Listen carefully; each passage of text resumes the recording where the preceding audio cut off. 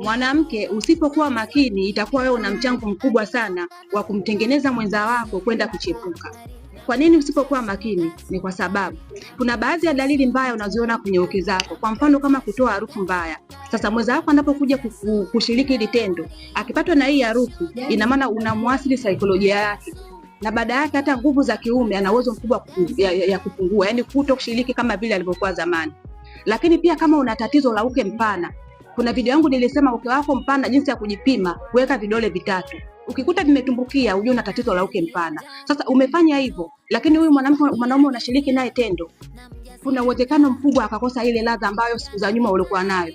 Na baadaye akakuona kwamba wewe ni msaliti, unahangaika na wanaume wengine, na yeye akaanza tabia ya kuchepuka. Kwa hiyo hakikisha sehemu zako za uke zinakuwa salama, kwa sababu ni sehemu sahihi iliyobeba mfumo mzima wa ndoa yako. Endapo kama haijakuwa salama, ni rahisi kutengeneza mwanaume ambaye mwenye tatizo la kuchepuka. Sasa kama una hayo matatizo, chukua namba zangu ili tuje kutibia hayo matatizo.